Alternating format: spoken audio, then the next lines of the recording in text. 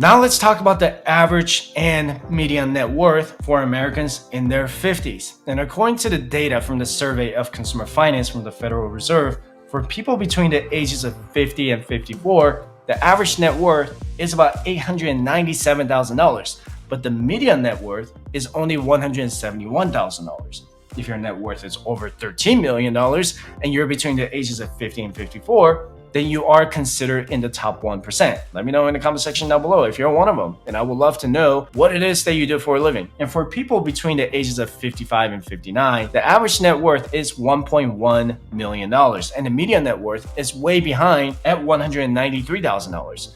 If your net worth is over $17 million and you're between the ages of 55 and 59, then you are considered in the top 1%. Now, these are very interesting stats. And if your net worth is above the average of $897,000 or $1.1 million in your 50s, I would say you're on a healthy track to retire comfortably. Unfortunately, many Americans in their 50s are in the median range, which is very troubling because they're very close to their Social Security retirement age. And if you take a look at this graph from the Federal Reserve, it shows you the average net worth from ages 34 and younger all the way until age 75 and older.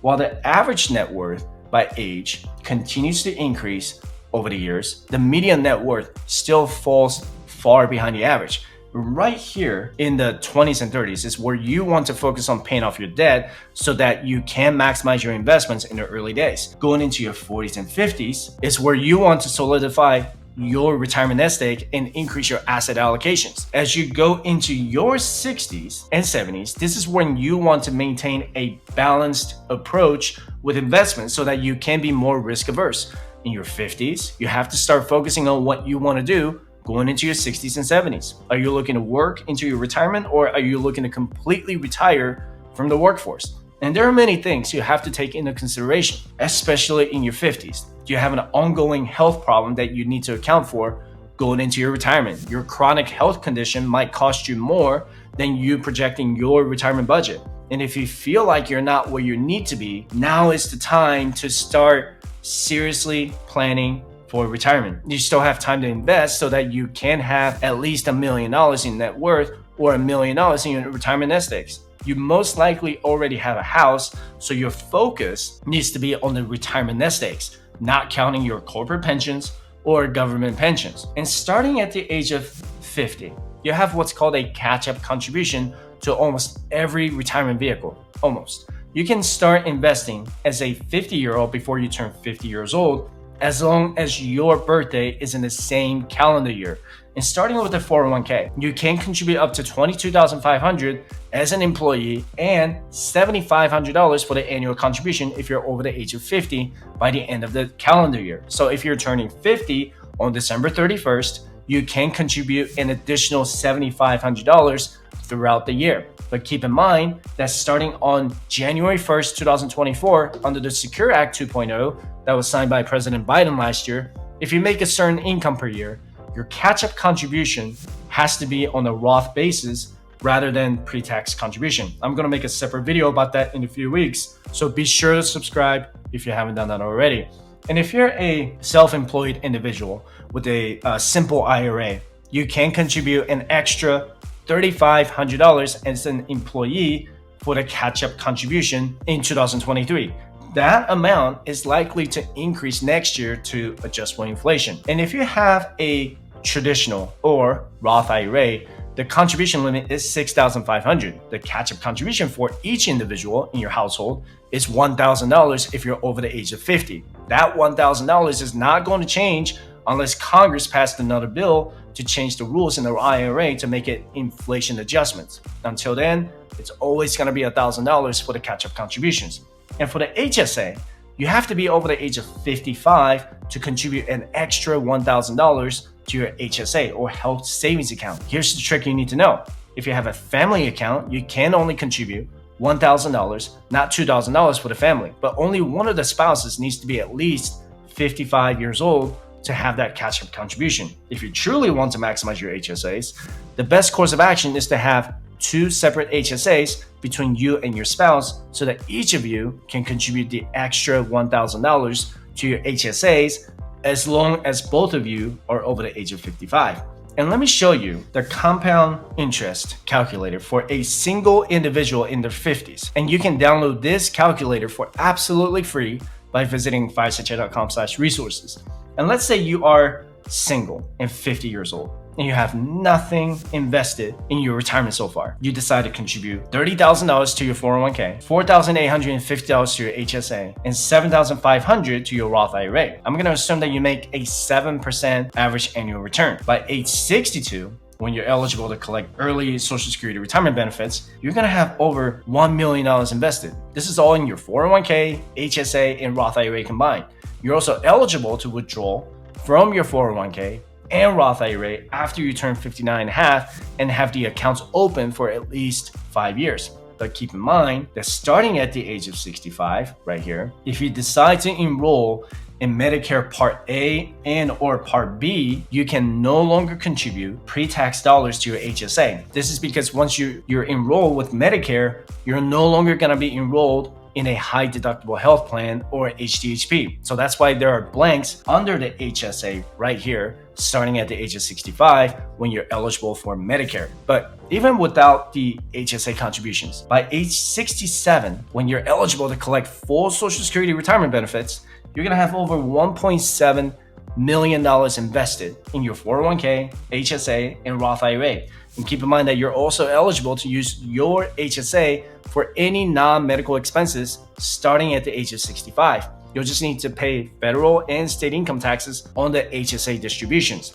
But if you decide to wait until age 70, when you're eligible to collect the maximum Social Security retirement benefits, you're gonna have over $2.3 million invested as long as you continue to max out your 401k and Roth IRA contributions and the catch-up contributions. With a 4% withdrawal rate, that's $96,000 a year just from investments. That's not even counting the Social Security pensions or other retirement pensions that you may have. And what if you're married in your 50s and you're both 50 years old? If both of you work, you could double your 401k contributions. One of you could have 401k, the other person could have 403b or TSP or whatever. That $30,000 is the limit for each individual. Your HSA and Roth IRA contributions will also double the contributions. So let's say you both work full-time in your 50s and you decide to max out your 401k, HSA, and Roth IRA. You could have over $2 million by the time you're 62 years old, $3.4 million by age 67, and $4.6 million by age 70. So if you feel like you're too late with your investments and you're in your 50s, use this calculator and it tells you you're never too late, all right? But what if only one of the spouses works? Let's take a look. Let me adjust this to $30,000 instead under the 401k. The HSA will remain the same as long as you're in the same family plan. Your stay-at-home spouse can actually contribute to his or her Roth IRA as long as you both file your taxes jointly. So you'll still have $1.3 million by age 62, $2.2 million by age 67, and almost $3 million by age 70. I think that's pretty good, right? And this is your net worth calculator. Let's say your retirement expenses are going to be $60,000 a year. I'm also going to assume that your mortgage is going to be paid off. For cash, you want to have at least 2 years or maybe 3 years of your annual expenses set aside in an emergency fund so that you can use it when the stock market experiences a bear market. You wouldn't want to sell your investments at a 20% loss, right? So I'm going to put $200,000, just a generic number here, in cash in this block here. And for retirement investments, I'm going to put $1.5 million in this block because $60,000 a year multiplied by 25 is $1.5 million, right? With a 4% safe withdrawal rate, that's $1.5 million is $60,000 a year. For vehicles, I'm just gonna say you have 2 vehicles with about $25,000 in value for each vehicle. And I'm also gonna estimate that you have a house that's worth $500,000 that's completely paid off. You don't wanna go into your retirement with a balance on your mortgage. So your net worth could be well over $2.2 million going into your retirement with $1.5 million invested. Your money is going to continue to grow if you have solid financial planning. And going into your 50s, you need to avoid making the following common mistakes. 1, you need to start projecting your retirement expenses. Your kids are most likely out of the house right by now, and you have an idea of how much money you're currently spending. You need to take some time to figure out your retirement budget. 2, now is the time to have the plan to pay off your home before you completely retire from the 9 to 5 workforce. The last thing you want to have is any debts going into your retirement. You're not in your 20s or 30s anymore. You have to focus on reducing your liabilities. 3, you need to start running some tax calculations with your pensions. If you can retire at the age of 62, how much are you going to have to pay in taxes with your 401k and Roth IRA? If you can't figure out on your own, schedule an appointment with a local CPA to figure out your future taxes. Your marginal tax rate could be a lot lower than how much you pay now, right? And 4, if you have a significant portion of your retirement nest eggs in pre-tax dollars, talk to a CPA to figure out if you need to do any partial Roth conversions. This can be helpful if you think your future retirement taxes are going to be a lot higher than what you pay now. And 5, don't miss out on your catch-up contributions, because every dollar is going to count towards your retirement. Every year you don't invest is every few years you're going to delay your retirement. You need to know the maximum amount you can contribute to your 401k, Roth IRA, and HSA with the catch-up contributions. And 6, you need to calculate your healthcare expenses. If you're looking to retire on Medicare at the age of 65, you're still going to need to have some cash set aside to pay for prescription drug expenses, co-pays, and other unexpected costs. If you have an ongoing chronic condition, you need to figure out how much money you're likely going to pay in retirement. Medicare is not going to cover everything. This is why having an HSA can help you cover the costs that Medicare doesn't cover. Your HSA can even pay for Medicare Part B and Part D and reduce your taxable income. And after age 65, you can use your HSA for non-medical expenses. So it could instantly become another one of your investment vehicles. And I know this was a lot of information, but I'm really dedicated to helping each and every one of you.